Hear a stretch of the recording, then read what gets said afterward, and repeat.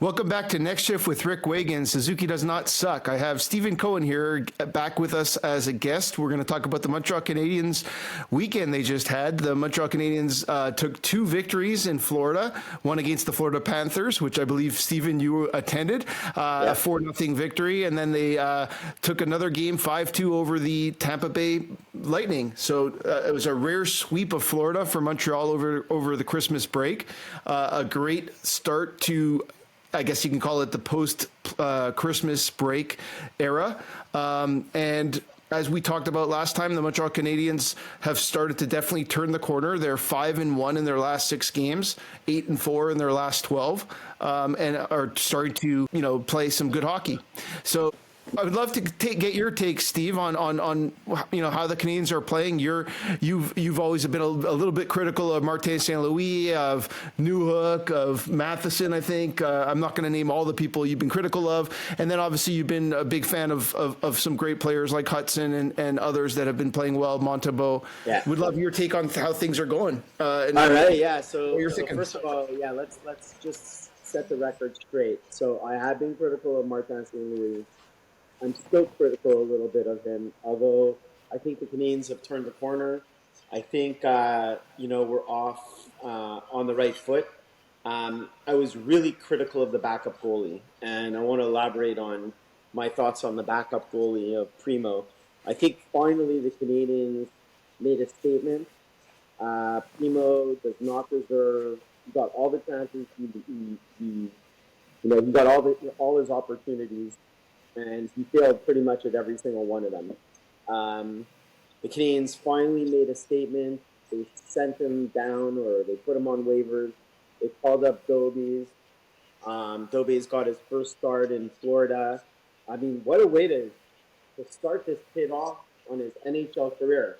Let's put him to start off, right, against the Florida Panthers, who are the defending Stanley Cup champions, on the road, right? You're setting this kid up really, to just knock it out of the park. And of course, Dobes knocked it out of the park.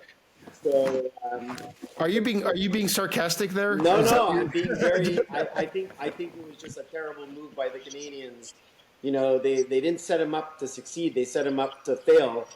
And this kid stepped up to the plate and knocked it out of the park. And I think a lot of the fans are really happy with the performance. I think this is beyond an amazing performance. I mean, the Canadiens haven't won in Florida probably in, I think, 5 years or something of that nature. I don't know, look up the stats, but it's been maybe 1 win out of the last, 13 games in Florida. And this kid comes in, and I was at the game, and he played with confidence. He did not allow a lot of rebounds. He stops everything that came his way. I think there was one puck that hit the post, the outside of the post, that potentially he would have been beat on. But this kid's the real deal. It was a deflection, but yeah. So let me play devil's advocate on that one, just to defend the Montreal Canadiens. So the Montreal Canadiens brought up a goalie because Montembeault played 10 games in a row. They're about to go 3 weekends in a row with back-to-back games. And this was a back-to-back game, and they didn't want to have Montembeault play both games. And so their thought was twofold, in my opinion. Number one, they have to play one of those. He has to play one of those 2 games, right? So can he sit there and watch the Canadiens play the Florida Panthers for a whole game, and then play the second game of a back-to-back against a pretty difficult Tampa Bay Lightning team, or should he go against the Florida Panthers, who no one expects the Montreal Canadiens to easily beat, and if they lose the game, it's not the end of the world because it's kind of what you expect most of the time, considering where they're at. So I would say it was the perfect scenario for him because he had nothing to lose, because he was put in a situation that was like, hey, if you don't win, we don't expect to win this game. We're playing our star goalie or our number one goalie against the next game because that's a chance at least that we have, and let's see what you could do. And you're right, he blew it out of the water. He had a great game. The team played really well in front of him. Let's be honest. He did get a lot of shots, but he said it in his interviews. There was nothing where it was blind and he was kind of had to make crazy saves. There was maybe one nice save on Barkov that he had to come across on. Most of the saves were really first saves, but he did a great job of making that first save, keeping the rebound, watching the puck, following the puck. And listen, I've been following this kid for a long time. The one weakness I've ever seen of him, and it's 3 to 4 years ago, was his glove hand. I found he didn't, he wasn't very strong on his glove hand, but that game he looked awesome with his glove. He made at least 4 or 5 glove saves. Maybe he's worked on that. I mean, it would make sense if he should, if I was able to, see his weakness. I'm sure he was. And so maybe he's gotten better. And the other variable is the guy's got confidence. He's been in the minor leagues. He's been doing very well there. He's come up to the NHL, doesn't expect to do poorly because he's a good player. He's a good goalie. He's been a good goalie for his whole life. And, Primo's lost all his confidence, and he's been put in a position where he's lost all his confidence. He cleared waiver. He's going to Laval. Hopefully he'll get his confidence back. Will he ever play in the Montreal Canadiens again? Probably not, because the Montreal Canadiens have Dobes and Montembeault and 5 other goalies that they drafted. Yeah, exactly. So it was time to waive him, and if he didn't get picked up, he didn't get picked up. But all in all, I agree. But I wouldn't call this a bad move by Montreal. Fair. Listen, sometimes you got to think outside the box to make things happen. I felt the Canadians were in this rut. Yes, we're rebuilding. Yes, they're starting to have a little bit of success in the rebuild. And I felt this move was, listen, I wouldn't have done this, but they thought outside the box. They put the kid in a situation where I think that this move is going to catapult this team with the addition of Laine, with the addition of Hudson on the power play 1, with the addition now of a second goalie that's going to take a little bit of pressure off Monty. Because Monty's a great goalie, right? But they put so much pressure on this kid to play every single night and to perform every night. And if you had an off night, right, it gets tiring, if you're going to have to start 65 games in a season. So you need that second goalie. And who knows, maybe this goalie ends up taking over as the number one goalie or challenging Monty. It also could push Monty to play even better because now he has to look over his shoulder, and he's got this really young, talented player that is pushing him. So I think this move, although I wouldn't have done it, it was a bold move, and you're seeing now that the Canadians with 2, these are not just lucky wins. These were well-earned hockey games. I heard, some of the fans when I came out of the Florida game, some of the people who work there, they're like, wow, your team outworked us. They played better than Florida. It wasn't just the goalie that, shined. He shined, but he made the team better. And I believe that. I believe a goalie is it's the Carey Price syndrome. Carey Price, for years and years, played on a team that was not very talented, and he brought them up 2, 3, 4 levels because of his play. And you need that. You need goalies. You see that all over the NHL where goalies, you're playing defense, you're playing forward on a team where the goalie has your back, and it helps you. It helps you play better. I don't know what your thoughts on that are. No, listen. I mean, I think it's the cart ahead of the horse a little bit in terms of we're going to be competing with Montembeault.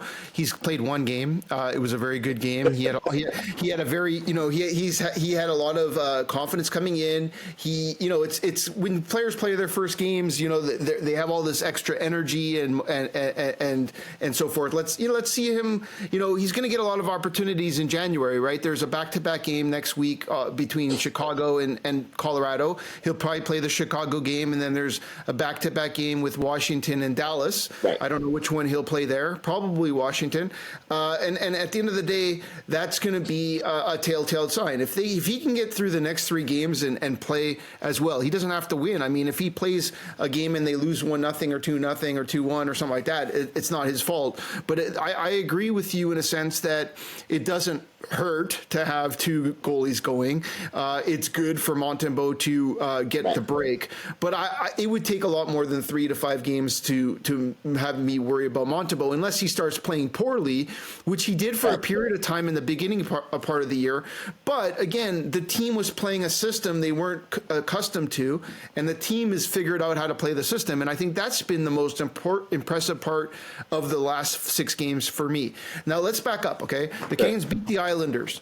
They beat Nashville. They lost to the Capitals, but it was a good game. They beat the Ducks in overtime.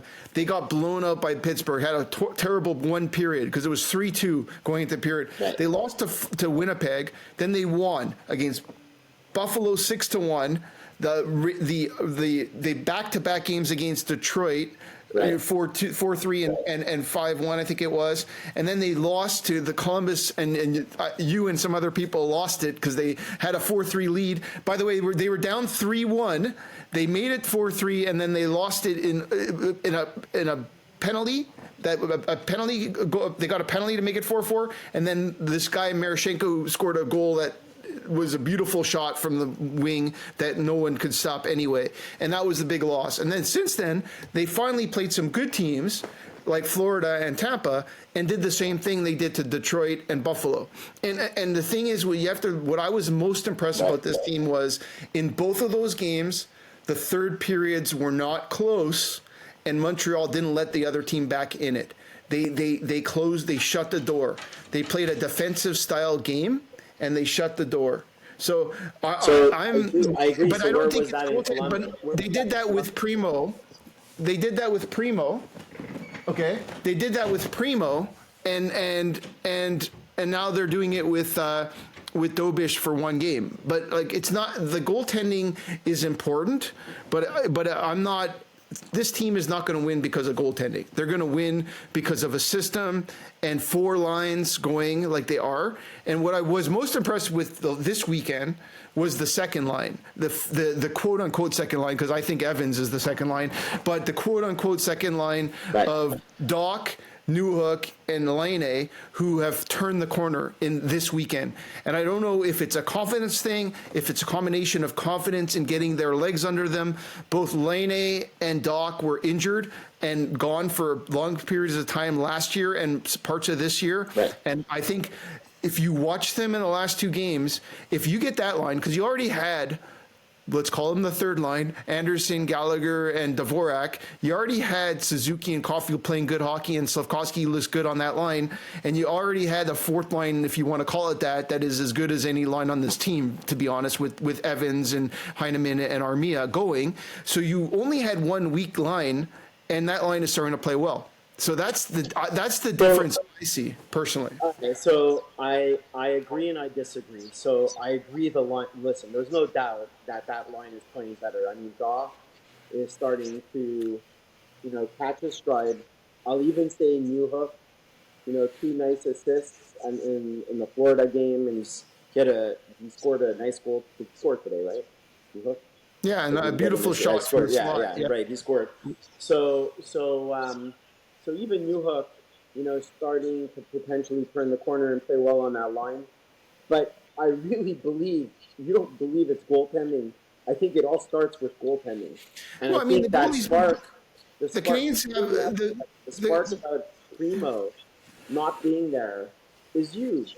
I think it's just, you get you throw away a goalie who's got an 850 save percentage, who can't stop like a Nerf ball, right? And then you put in a goalie who's really like stopping everything in your way, and you get one goal, you get a lead, and then your goalie keeps you in the game at 1-0, and then suddenly you're up 2-0, right? In Tampa, it's 1-1, and then you're up 2-1, right? And your team is suddenly playing with confidence. So that's what I'm saying. I believe that little spark, right, is helping the lines play better. I believe that the goaltending play is helping the defensive play. I think it all starts with goaltending, and that's just my theory on this. Yeah, I mean, I would agree with you if it's only been 2 games, but in my opinion, it's been 12 that the Canadiens have turned the corner. So, like the Canadiens were playing, and Monty played well. But Monty's been playing well. That's my point. It's not goaltending has not been their issue. Their goaltending had an issue at a period of time, but goaltending has not been an issue. But you can't have a guy play 82. It was an issue in the second period in Pittsburgh, right? So, but Monty gave up 6 goals. Monty gave up 6 goals of the 9. It wasn't the second period. It was the third period. It was 3. It was 3-2 going into the third period. Monty gave up 5 or 6 of those goals, and then Primo came in and gave up 3 goals on 4 shots. He was terrible. But I mean, that's the thing. Like, so a lot of people say, oh, the team gave up, but sometimes the backup goalie comes in and actually shuts the door and turns the page. Instead, it went the other way. And maybe with Dobes, that game doesn't end up 9-2. It ends up 6-3, but it doesn't really help much. At the end of the day, it's the same thing. It's a loss. Agreed. They didn't play well that game. They lost it. I didn't like the way they lost that game. I don't think a team should be losing 9-2. I believe in fighting all the way to the end. But listen, I'm going to agree with you.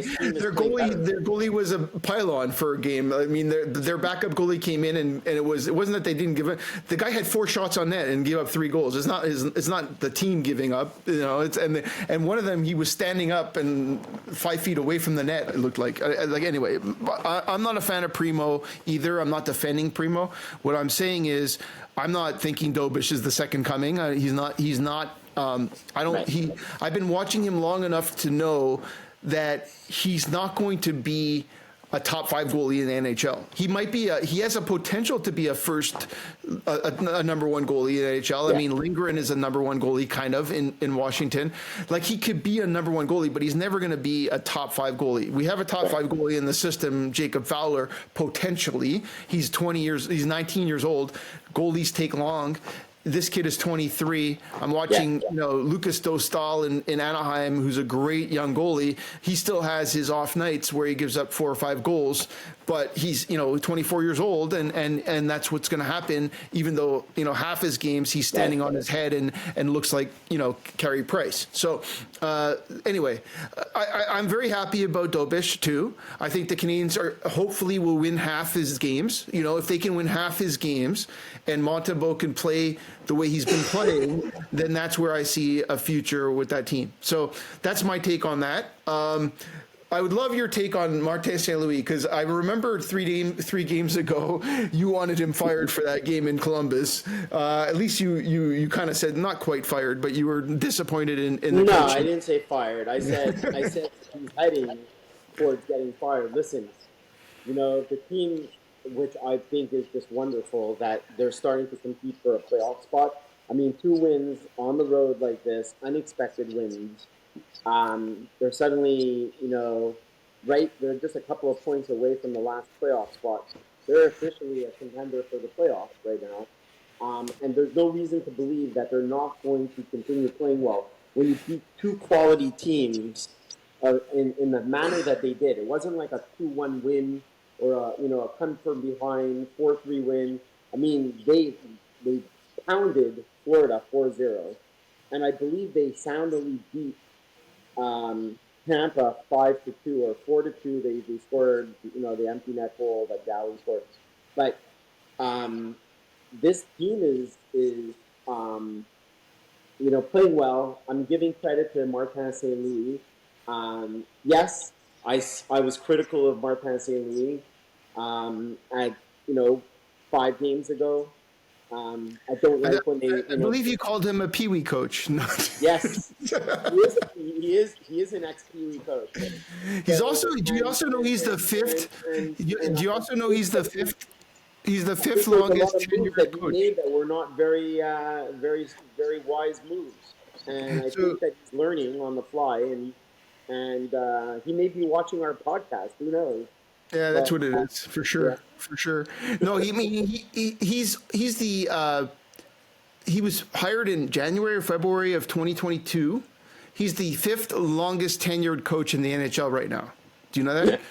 So if you look at the NHL, there's 27 other teams that have fired a coach since he's been hired. So he's wow. not he's been around a bit now, and he doesn't have a great record. Obviously, he's finished third to last, fifth to last, and this team is finally turning the corner. They're one game under 500. The one thing I'll say is this. Since I think Patrick Laine has brought in a level of confidence to his team, Yeah. 10x more than Dobes will. Okay, and if you look at the team, there are 12 games he's played.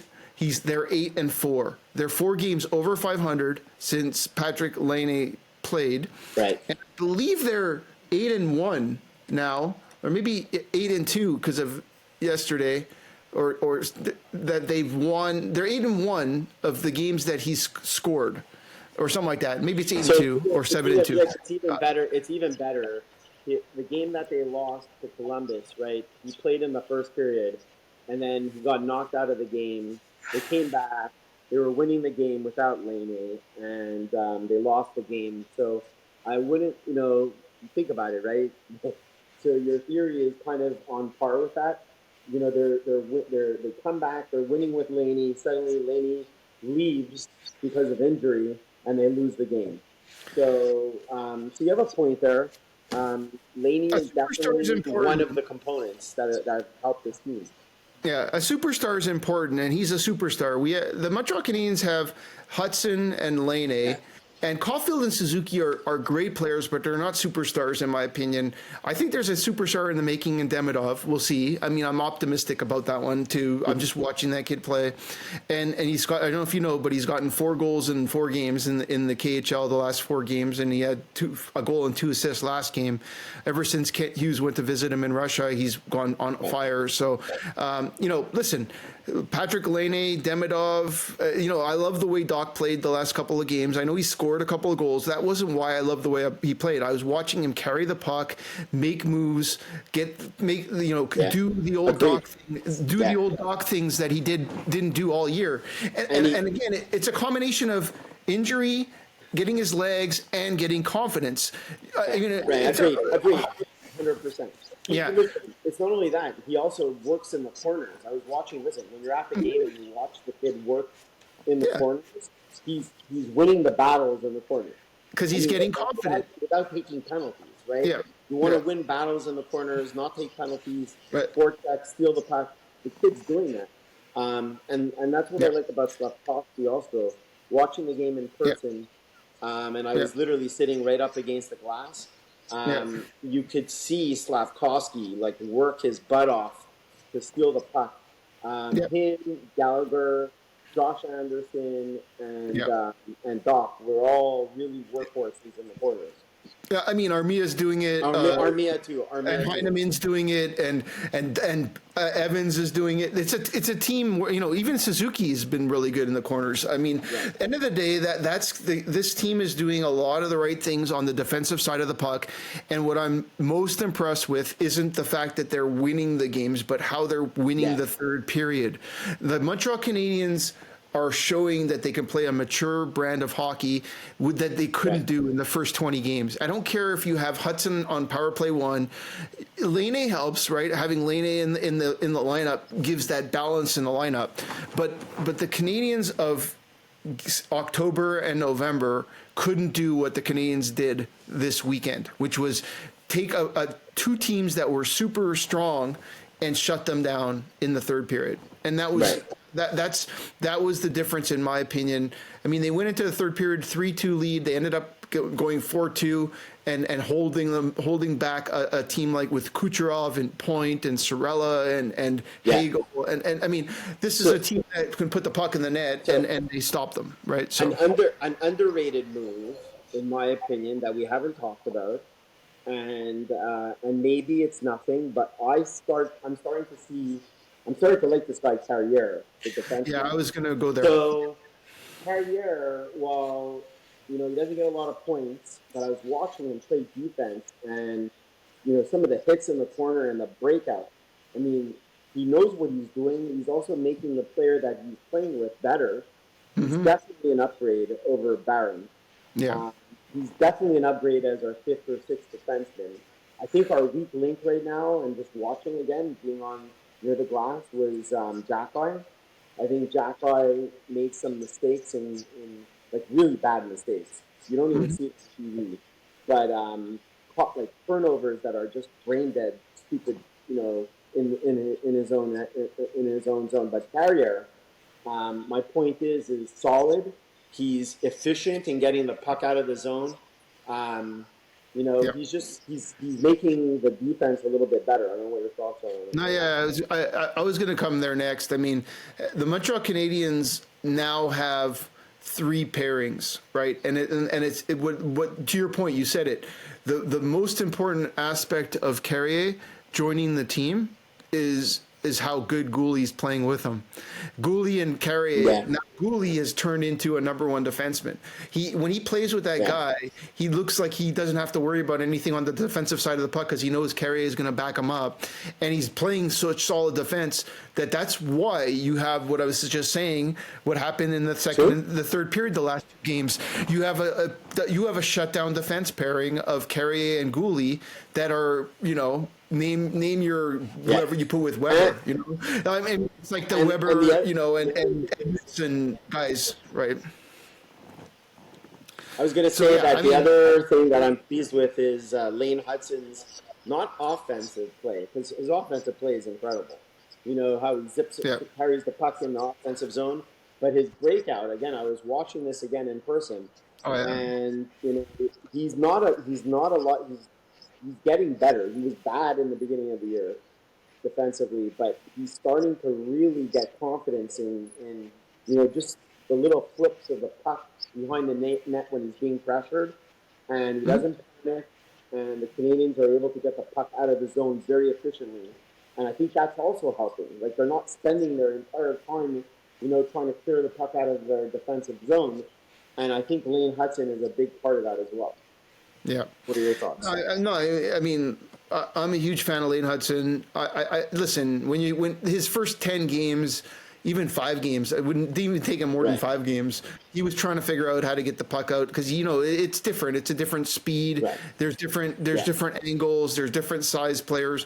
But after Game 5, the guy's just been outstanding on a breakout. I mean, that's his strength, by the way. Like, when he was in the NCAA, he probably set up Celebrini on 10 breakaways a game. Like, he just hit a guy crossing. Like, it doesn't happen in the NHL as much, but he doesn't miss those passes. He's just one of those guys that just passes the puck so beautifully. I know. I texted you during the game because I was at the game when Dach scored the breakaway goal. I don't know if it was the first or second goal, where Newhook made the pass, right? Yeah. And I said, or it was the second goal, but I said, "Oh, that pass was from Laine Hudson." It wasn't by Laine Hudson; it was from Newhook. But Laine Hudson made that play happen. Like, the puck was deep in our zone, right? And he just efficiently got the puck out. He made the pass to Newhook, or a second pass, then it got to Newhook, and then Newhook, within, click, clack, boom, the puck's in the net. And that's a tribute to Laine Hudson. That's why I was like, whoa, man, that was an incredible play. He turned the defensive, trying to be defensive, and turned it into an offensive play in transition. So. Yeah, no, listen, I mean, Laine Hudson is great. Matheson still drives me crazy. But he's a fast skater, and he does the right things. He's a good player to play with, Hudson, for now, because, Hudson doesn't have to worry about having a slow guy to cover for him in case something happens, but he just does so many crazy things that drives me crazy. But anyway, I'll leave it at that. I'm less on the negative bandwagon for Newhook these days, to be honest, but Matheson still drives me crazy. But anyway, that's that. Otherwise, this team is looking solid. I mean, Anderson's playing some of the best hockey he's played in 3 years. Gallagher's still playing the way Gallagher's been playing since the beginning of the year. Got another empty net goal this time, but he got a goal, so he's had 11 goals or 10 goals this year. And then you have Evans playing lights out. I mean, let's talk about Mr. Evans. I mean, that's another player that he's starting to turn into Dach. So. Well, I mean, I've been riding that bandwagon for 4 years, but you can jump on it if you want. I mean, I never disliked Evans for the rest. It's hard to dislike him, but I don't think everyone gave him the credit that he can bring to the table. But listen, he's turning I think he scored his third shorthanded goal, and he's like I think he's tied in the league. He's number 2 or tied in the league for shorthanded goals. If you look it up, you'll see. I think they flashed that stat in Florida on the board, and the kid's playing incredible. So I think he should get more minutes. That's another thing about coaching, right?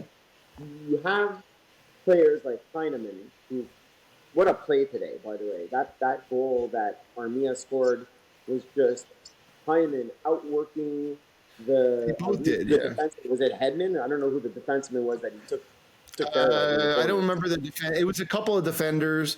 One guy kind of held back Armia for a bit. He did a good job of getting it deep, and then Heineman just did. Deep. He went flying by him, stole the puck, right, and then passed it to Armia, and Armia one-timed it in, right. But Heineman and Evans are two players, in my opinion, that deserve more ice time.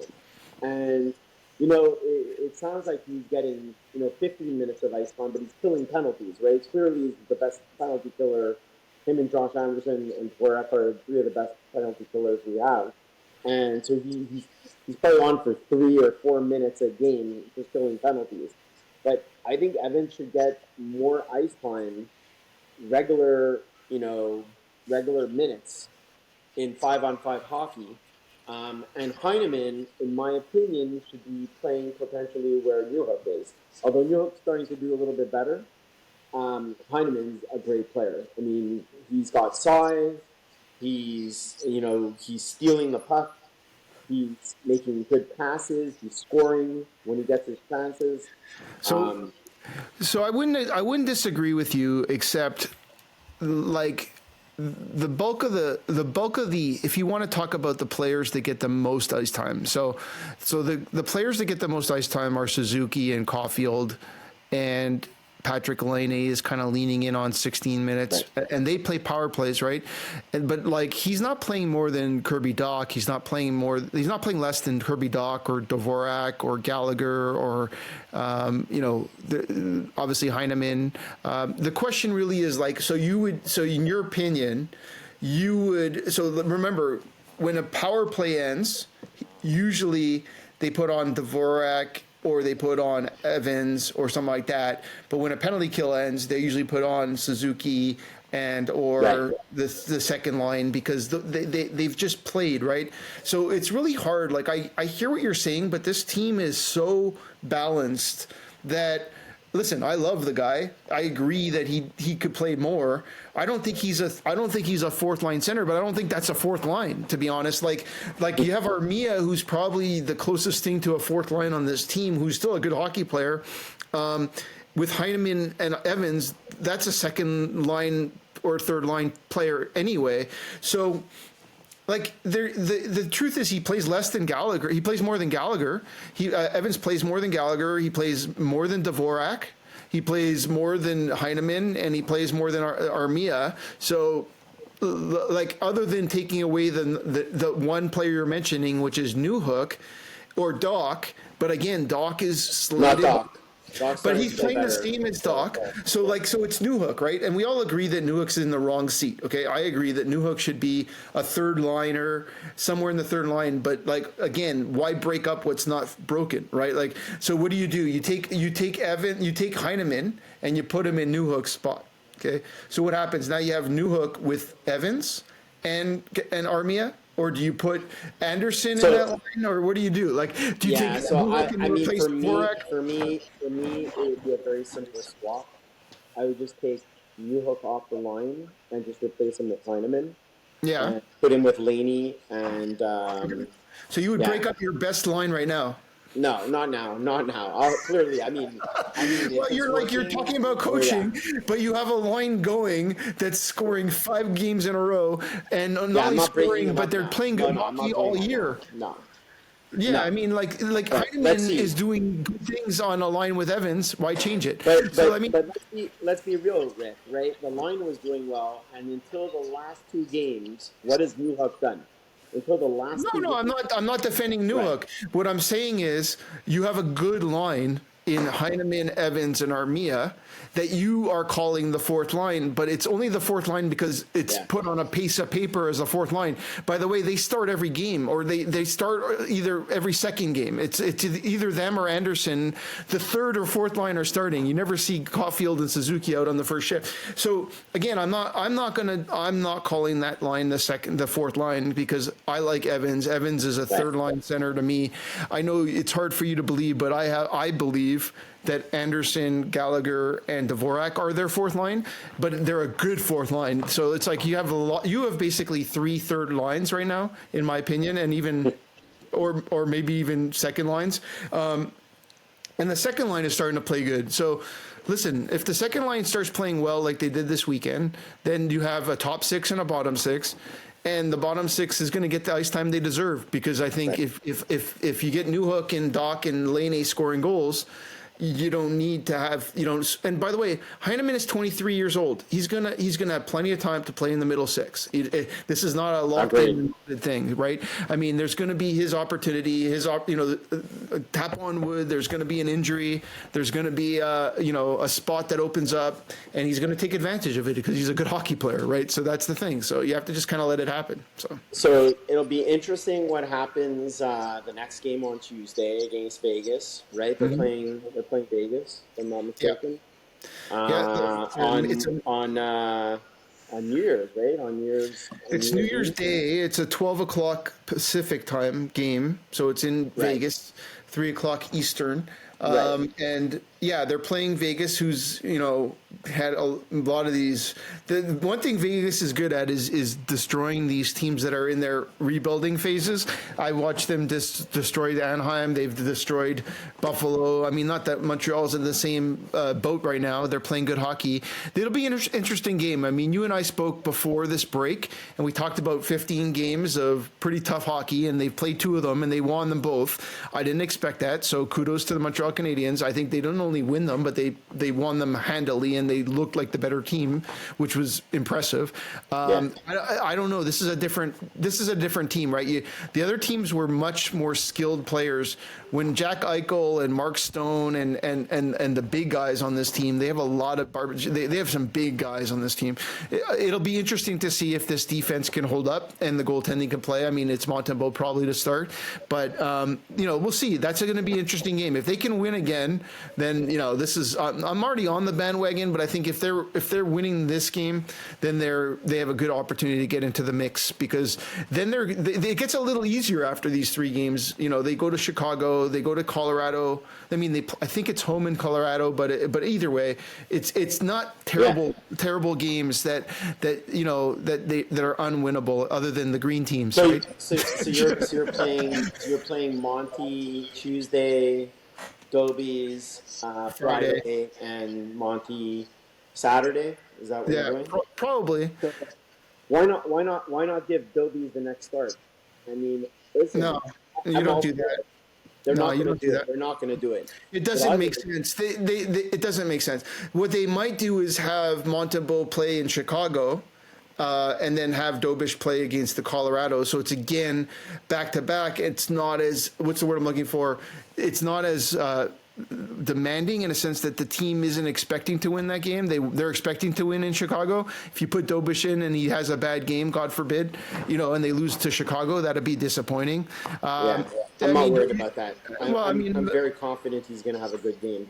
All right. I didn't see. I mean, he's got the style and his angles and it's the confidence that he. Yeah, it's confidence. He's got a lot of good confidence, this kid. I hope you're right. So, I mean, there's been a lot of goaltenders like remember Condon, he was pretty good for about 10 games, and then after Price got hurt. Look at Hart from Philadelphia, right? Yeah. Hart, you're right. I mean, Hart was like a superstar, right, for one season. It's all confidence, and then, right? And then the next thing you know, he's sent down to the minor leagues. And the guy's like a train wreck now, right? No, I mean, there were some other problems that he had to deal with in his junior days, but yeah. But anyway, yeah. Listen, I've always liked Dobes. Don't get me wrong. Like, he's one of the prospects I've always followed. I like what our text member Ryan Eichler said, where he talked about he talked about him being like Halak, and so we have Montembeault. What I think is going to happen in 3 to 5 years from now is you're going to have Fowler and Dubich, and they're going to be back. They're going to be a tandem goaltending duo for many years to come, and we're just seeing Dobes start. So we'll see how it goes. So one thing that you didn't talk about, Rick, is. And this is one thing that I'm gonna say on the air, and it's my prediction. When you have a rebuild going and it starts, I call it the ignite of the rebuild, right? Mm-hmm.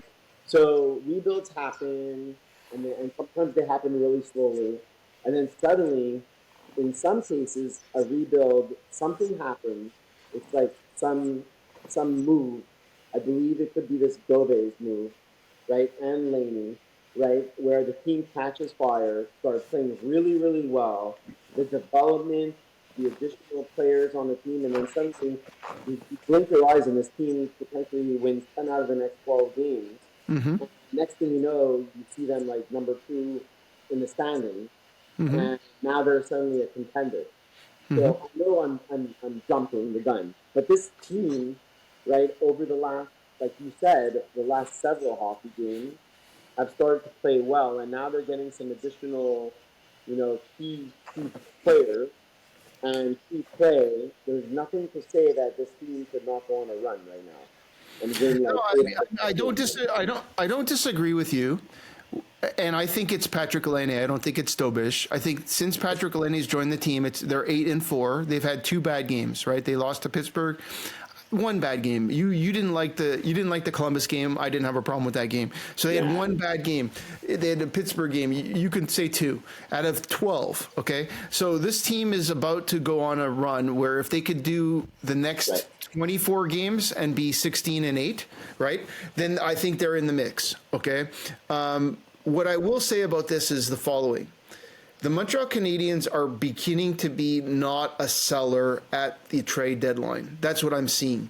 So what I think one of the things, we can have a whole call about this one. We can have a whole talk about this one. But what I think is going to happen is before this recent swing and what I think is going to be the next 20 games is going to be probably above 500 the way they're playing, is they're going to need to make decisions on Savard, Armia, Dvorak, and Evans.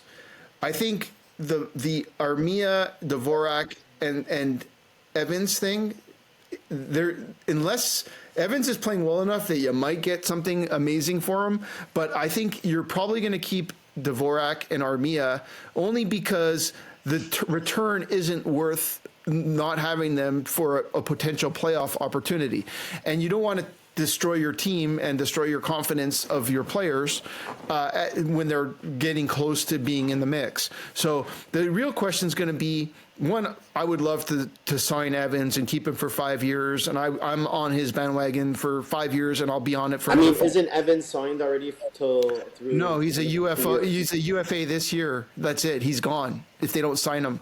So there's teams that are going to offer a first round or a good prospect. And the Montreal Canadiens can take that and maybe still sign him at the end of the year, or they can let him go, or they can sign him now and pay him $3 to $4 million a year, and that's what he deserves.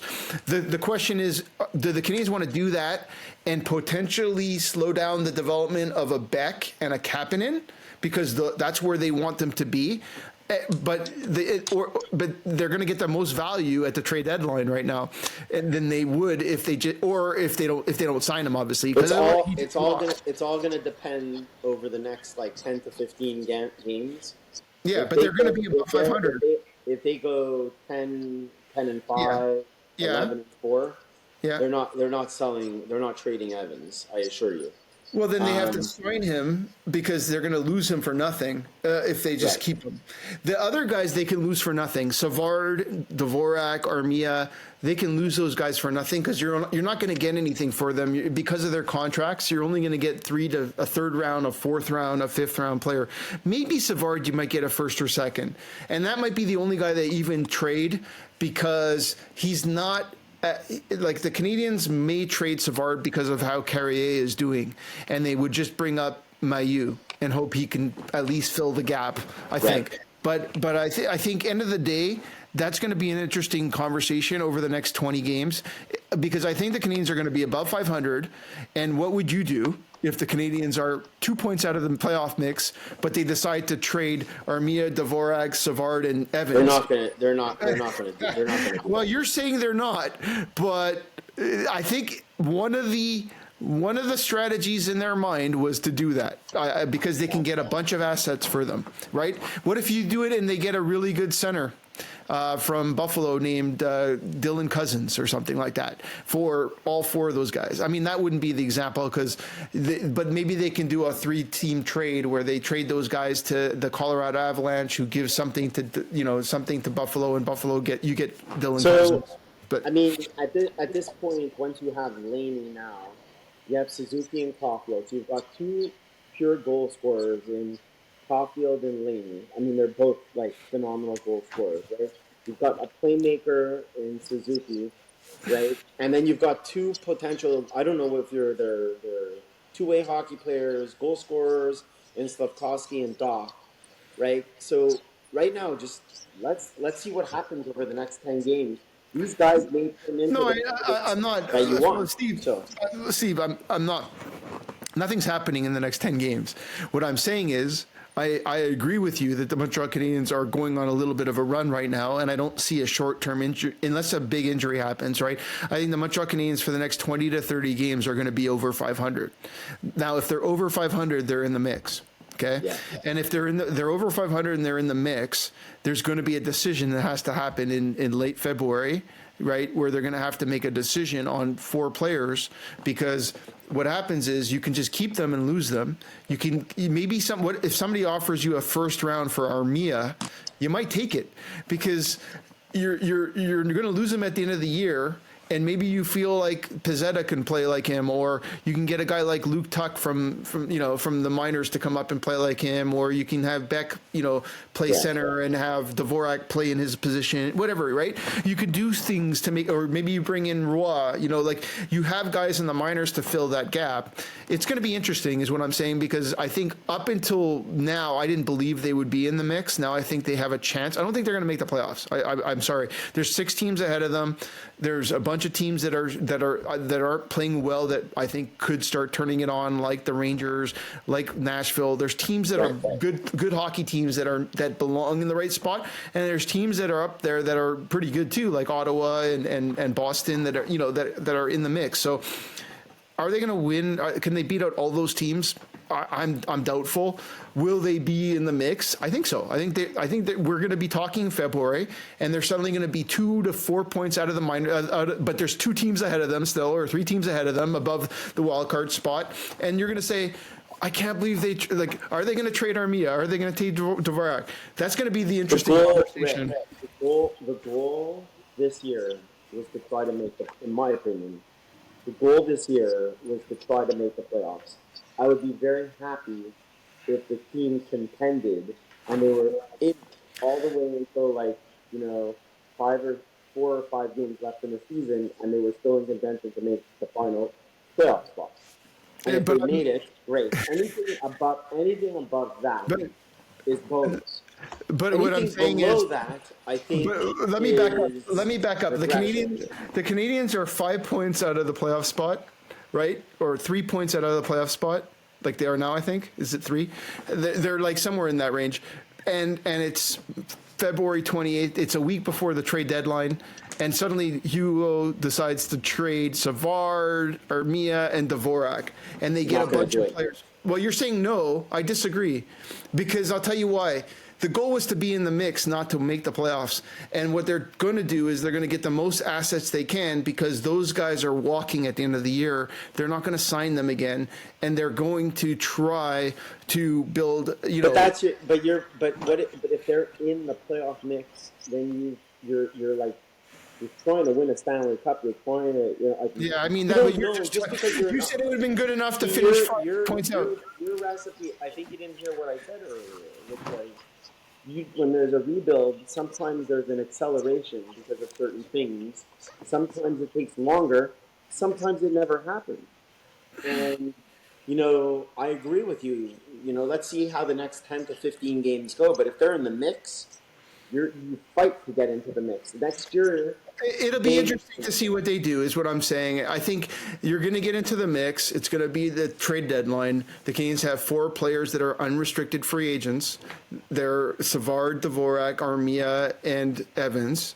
They're going to have to make a decision on all 4 of those guys, whether they want to re-sign them, whether they want to trade them, or whether they want to keep them and lose them at the end of the year. And I think that the Canadiens are in a stage of their rebuild, and they have enough resources in Laval that they may consider different options. I mean, you can bring in Michael Hage at the end of February, in early March after the NCAA season. There's a lot of little options you have, and this year was to be in the mix. It wasn't to make the only player that is untouchable, in my opinion, is Evans. You're not changing right now the way Evans is playing. What if I told you can get a really good player for him, like a really good player, like a number one, like you can get, I don't know, Dylan Cousins for him. Doesn't excite me. Okay, with a 7-year contract. If you tell me you can get Tage Thompson, or you can get a player like that. Tage Thompson. What if you can get Tage Thompson? I would trade Tage Thompson for. Okay, I mean, so like I want you to pick a name, right?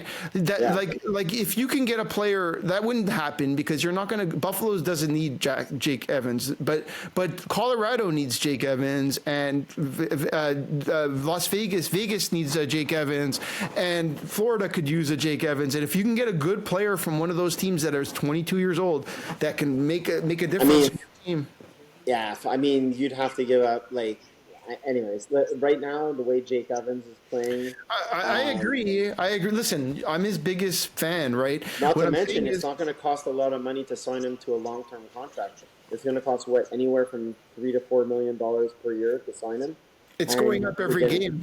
It's going up every game. If they were smart, they would have signed him at the beginning of the year for $3 million a year. Now it's going to be 4 or 4.5. But anyway, we'll see. I mean, you're right. He's playing like a Deneau. He's playing like a Doughty. He's playing like a solid two-way offensive forward. And I mean, by the way, I always saw this in him, and I'm proud of him. And he's young, right? He's only 26 years old. No, he's older than that. I think he's 29. Let me validate that. But he's not that young, but still, I mean, he's a good hockey player. 28. He's 28. 28, turning 29. So he's essentially in his prime. You could do a 5-year, you could do a 4 or 5 year contract at $4 million a year. The Canadiens should do that, but again, they've been slating in Beck for him for a long time, and he's playing good hockey back. So what you would basically be doing is now you have to put Beck in Dvorak's spot, which is not the end of the world either, because he's not going to come back. And the question is, then where does Kapanen go? Because Kapanen's a good player too. But Kapanen's not a defensive forward. No, I know, but that's what I'm saying. So their goal in their in the Montreal Canadiens' perfect world was let Dvorak go, trade Evans. You can let Dvorak go today. But let's trade Evans and get a good player. Let's say the Canadiens get a guy that went 20th overall last year. Let's say, here, I'll give you a name. What if they got Gabriel Perreault what if they got Gabriel Perreault for Jake Evans? Would you take it? So Gabriel Perreault is the guy who was in the Slavkovsky draft. Correct. Right? I like that. So yeah, I know. That's a good prospect. He's French Canadian. Would you take him now if the team was 2 points out of the playoffs? For who? For Evans. No. Interesting. No, I like my prospect. I think the Canadians would do it. That's what I'm trying to say. Because they have Beck. They would put Beck in the spot. Now, if they traded him for Cutter Gauthier, then I would do it in a second. So, Cutter Gauthier. But again, it wouldn't happen because the Ducks are in a different position. They're in a rebuild, but the Ducks could use a Jake Evans for sure, and I would do it too. I mean, I like Jake. Cutter Gauthier got a goal and assist today, and they won a game against the Edmonton Oilers. Right. My boys were at the game, and he was the first star. So good young hockey player. All right. On that note, looking forward to Tuesday. Right. The Golden Knights. That's the team that I went to see when the Montreal Canadiens beat them in the semifinals to win the Campbell Trophy in 2021. And they're still a good team. Mark Stone's out there. Jack Eichel's there. Bunch of players. You can keep going. But I think the Montreal Canadiens, do you have a prediction? Yep. Okay, so, what's your prediction? Remember, the last time I was on the show, I predicted we were talking about the back-to-back, and I predicted that they would win 3 games. We won 2 out of 3. And the third game was the Columbus game, I believe, that we should have won, that we didn't win. That would have given us 3 in a row. I'm predicting that we win again in Vegas. We're going to shock them. I think Monty's going to start playing a little bit better now. I think I really believe that competition is healthy, and I think the goaltending together with Laine and the way this team is playing, I predict win, and then they're going to split the games on the weekend. I think they're going to probably beat Chicago. I think that Dobes will play in that game, and they're going to win, and then they're probably going to potentially lose on Saturday. So I predict 2 out of 3. All right. I predict 2 out of 3 as well, but I'm not as optimistic about Tuesday, so I'll put it that way. But so I feel like the big game is Tuesday. If they can win that game, I'll be on the bandwagon of the in the mix thing, because I'm not. I've seen that team too much, and they play in the West. I live in the West, and I've seen a lot of hockey games with the Las Vegas Golden Knights, and they're an impressive team. And if the Montreal Canadiens beat them, and not only beat them, but play like they've been playing the last few weeks, and show that they're a competitive team with them, which, is important, I'll be impressed. But I think the Canadiens are going to win 2 out of 3. I'm not as optimistic about that game. So I'm on the same board of 2 out of 3, but I think they can beat the Avalanche, and I think they can beat Chicago this weekend. And I think Tuesday will be a tougher win. If they can win that game, we might be talking about 3 out of 3 for me. But so we'll see. Okay, let's see. Yeah, and it's very difficult to win back-to-backs. And they've been really good this year, the Canadiens, by the way. The Canadiens last year were 1-11-1, and this year they've already won 4 back-to-backs. You know that? So, and by the way, your terrible goalie, Primo, was 3-2 as a goalie. I don't know if you knew that. His record was 3-2. I don't know. He won 3 games. By the way, 2 of those 3 games were back-to-back games, and then what's his name? Maybe all 3 were back-to-back games, and then because he never started without a back-to-back, and then the other one was what's his name? Montembeault won 1 back-to-back. If Primo was such a good prospect and such a good goalie, wouldn't teams be like lining up on the door to pick him up on waivers?